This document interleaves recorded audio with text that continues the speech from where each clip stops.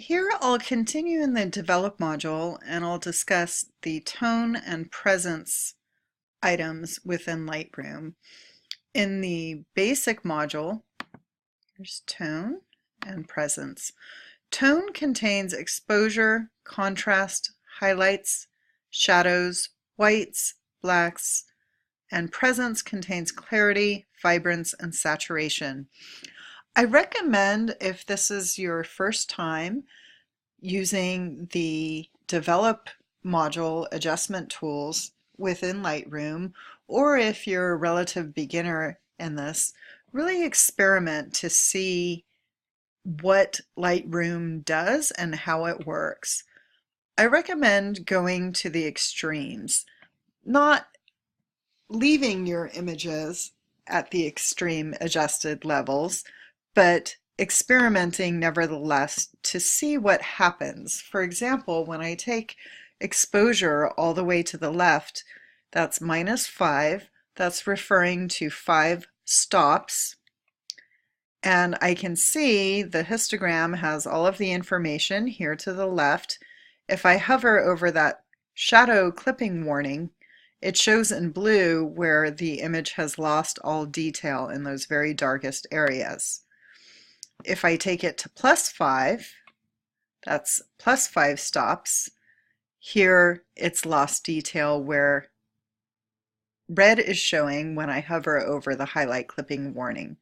Of course, you wouldn't do either of those extremes in an actual photo adjustment, but it's good to know what it does. To go back to your beginning state, you can go ahead and click on the first step in import, or simply double click on the word itself, exposure. Contrast can lessen contrast or heighten contrast.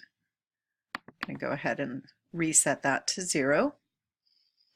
Highlights affect the tones in the image that are not quite the lightest tones, but the mid to light gray tones.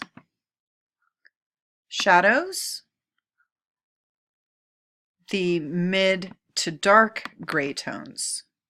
Whites affect the lightest tones, and black affects the darkest tones. Okay, one thing to start with in the tone area could be auto, and I don't necessarily recommend this as a crutch or as something to just simply rely on, but if you click on auto, that will allow Lightroom to make its best judgment.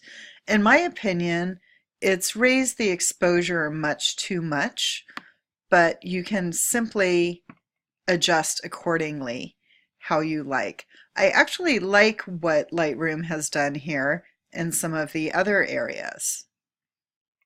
It's just a bit more vibrant and poppy, but I am going to go ahead and again go back to the beginning, and if you see something you like in the auto setting, I suggest perhaps making note of it and seeing what Lightroom has done there and perhaps trying to duplicate it.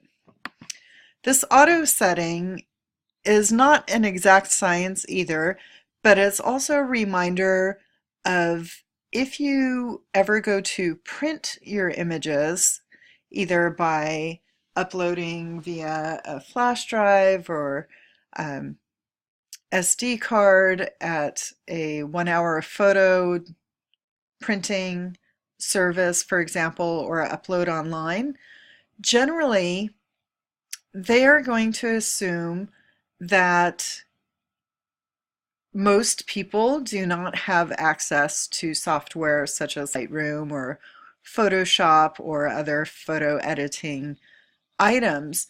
So they will go ahead and auto correct basically each and every image in many places unless you specifically tell them not to. So that's just an indication. Sometimes it works really well, sometimes not quite what you want. In this particular image, I'm just going to use my instincts a little bit here.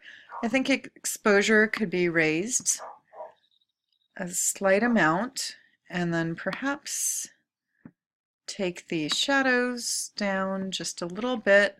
The adjustment is not very drastic here,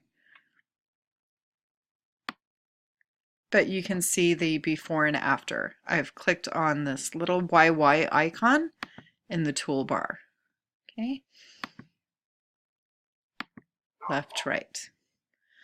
Down here in presence, there are 3 items. I'm going to start with vibrance and saturation.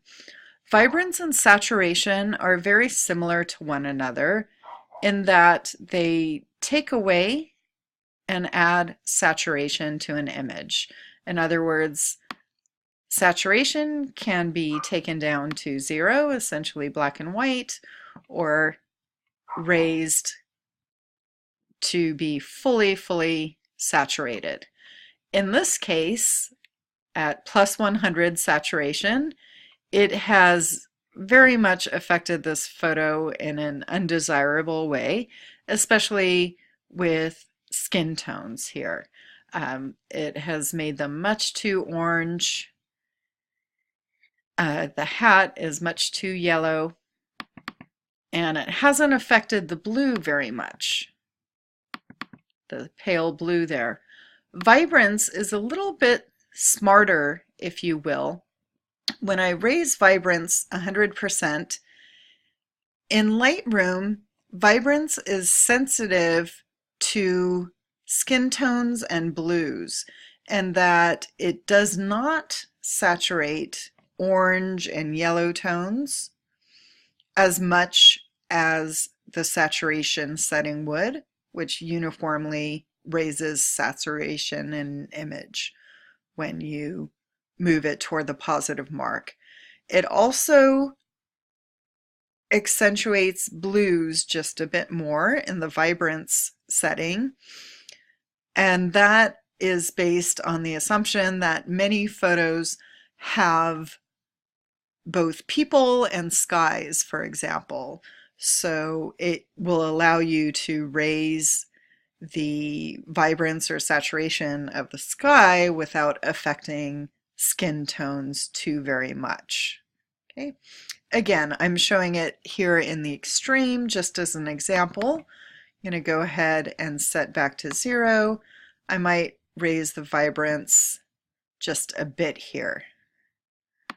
Looking at it now, I think I've overdone the exposure just a little bit, so I'm pretty happy with this. Clarity increases the crispness of the edges, basically the contrast of areas where there are linear edges and so forth. You can see the quite dramatic difference there. Again, I've done that quite a bit for exaggeration, raising it 100%. You want to be really careful not to overdo clarity. It's a good idea always to zoom in to make sure you're not getting an image that looks overly contrasty or what I call crunchy. Okay, so I'm just going to reset this, raise it a little bit, and there is a before and after. Again, really experiment with this. In the adjusted images, I'll want to see 2 to 3 adjustments, at least showing improvement, and then it's also great to show the entire history panel there of what you've done. If you don't have enough room, you can always collapse the navigator and or a collections panel and so forth to show more of your history actions.